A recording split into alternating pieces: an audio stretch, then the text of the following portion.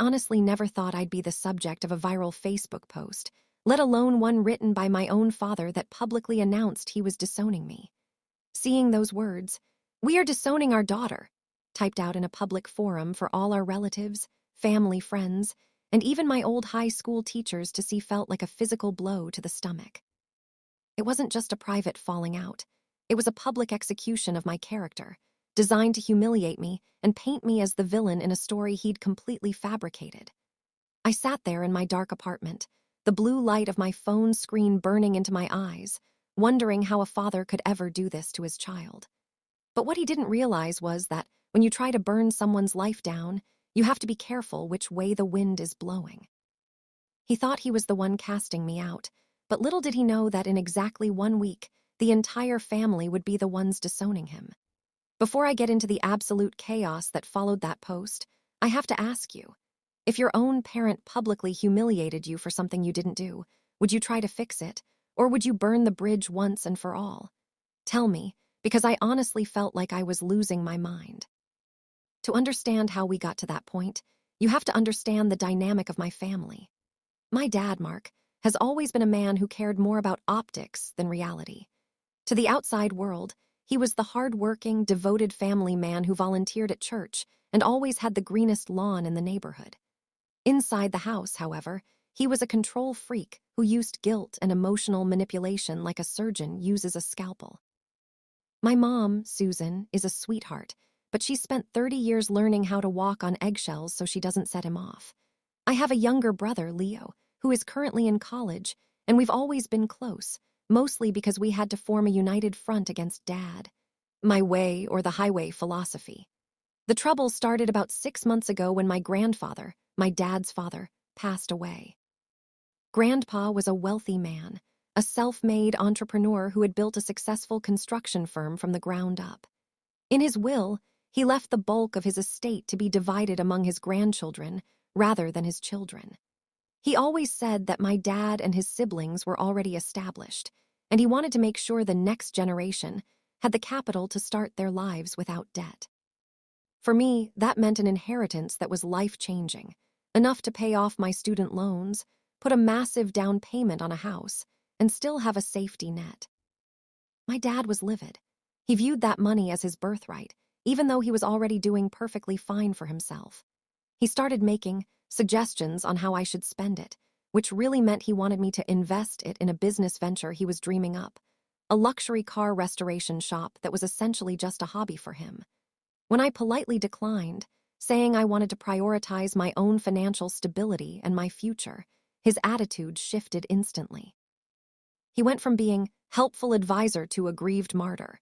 He started telling the rest of the family that I was being greedy, that I was disrespecting Grandpa's legacy by hoarding the money, and that I was turning my back on the family. I tried to ignore it, thinking he'd eventually cool off. But then came the incident at my aunt's 50th birthday party. In front of 20 people, Dad made a toast that was actually a thinly veiled attack on me. He talked about the importance of family loyalty and how some people forget where they came from once they get a little bit of money. I stayed quiet to avoid a scene, but afterwards, I told him privately that if he didn't stop the passive-aggressive comments, I wouldn't be coming to Sunday dinners anymore. He didn't take that well. He screamed that I was an ungrateful brat and that he had made me. I left that night in tears, but I stayed true to my word. I stopped answering his calls and didn't show up for dinner the following week. That was the slight that pushed him over the edge. He couldn't handle the loss of control, so he decided to go nuclear. On a Tuesday evening, I started getting a flood of notifications. My phone was vibrating off the table. I picked it up to find dozens of screenshots and messages from friends. My father had posted a long, rambling status on Facebook. It said, "It is with a heavy heart that Susan and I announce we are disowning our daughter. We have tried for years to guide her, but her greed and lack of respect for this family have become too much to bear. She has chosen money over blood, and we can no longer support someone who treats her parents with such disdain. We ask for privacy during this difficult time as we focus on the children who still value family." I felt the blood drain from my face. My mom hadn't even seen the post yet. He'd used a "we" that didn't include her consent, as I later found out. He'd blocked me from seeing it, But in the digital age, nothing is truly hidden. People were commenting, some offering prayers for my parents, others asking what I had done. He was effectively exiled me from my own community.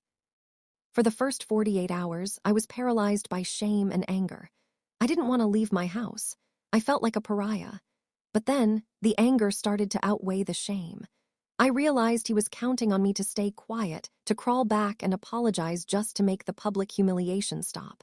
He wanted me to hand over the money in exchange for my reputation back. But I had the receipts. I had months of saved text messages from him demanding the money, threatening to make things difficult if I didn't comply, and even a recording of that horrific argument after the birthday party where he admitted he just wanted the inheritance for his car shop. I also knew a few secrets about the great family man that he'd forgotten I was privy to. So here I was, at the crossroads. My father had just publicly declared war on my character to the entire world, or at least our entire social circle. He was painting me as a greedy, heartless daughter when the truth was that he was trying to extort his own child. I had all the evidence I needed to destroy his reputation, but doing so would mean blowing up my entire family dynamic forever. There would be no going back. So, before I tell you how I handled the next 7 days and how the tables turned so drastically that he became the one cast out, I want you to stop. Think about your own family. If you had the proof to clear your name but it meant ruining your father's life, would you post it? Or would you just walk away and let people believe the lie? Drop a comment right now and let me know, because this was the hardest decision of my life. I spent the next 3 days in a cold, calculated fury. I didn't reply to the post. I didn't call him. Instead, I reached out to my mom and my brother. I found out that my mom was devastated. He'd posted that without her knowledge and had been gaslighting her, telling her it was the only way to save me from my own ego. My brother, Leo, was disgusted. He told me that Dad had been bragging about how the post was working because his friends were all siding with him. That was the final straw. If he wanted to use Facebook as a weapon, I would show him how it's actually done. I didn't just make a post. I created a digital dossier. A week to the day after his original post, I uploaded a response. I didn't use any aggressive language. I kept it calm, sad, and factual. I started by saying, "I'm heartbroken that it has come to this, but I have to defend myself against the false narrative my father has created." I then attached a series of screenshots. The first was a text from him 3 days after Grandpa's funeral saying, "You need to give me 50% of that inheritance for my business or you'll regret it."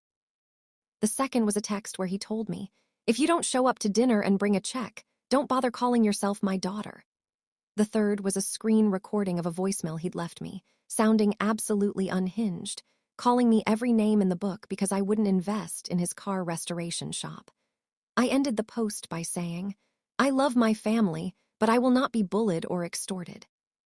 I have stayed silent to protect his reputation, but since he chose to make this public, I feel the truth should be public too.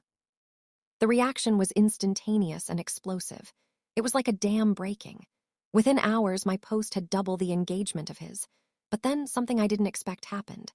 My aunts and uncles, my dad's own siblings, started chiming in. As it turned out, my dad had been a bully to them for years too. My uncle Dave commented, saying, "Mark, we all knew you were a piece of work, but trying to steal your daughter's inheritance is a new low. We're done with your lies." My Aunt Sarah posted a long comment about how my dad had cheated them out of their mother's jewelry years ago, and how she'd been waiting for the world to see his true colors.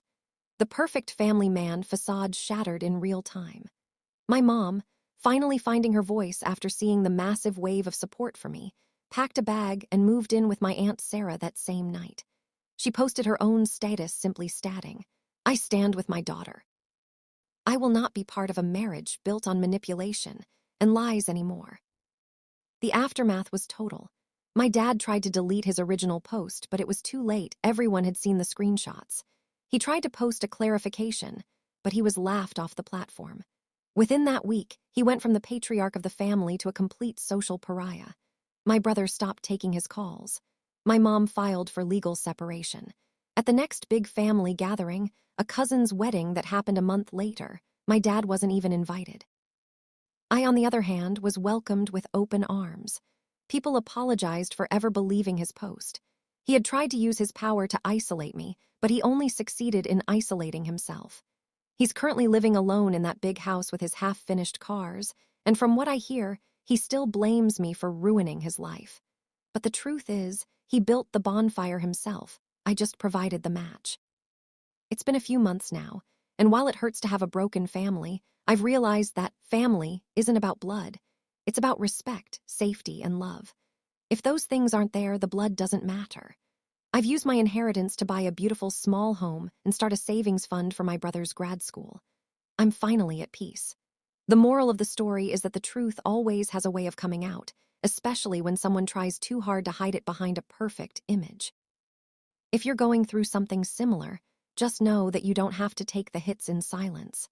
Like this video if you think I did the right thing by exposing the truth, and subscribe if you want to hear more stories about people standing up for themselves.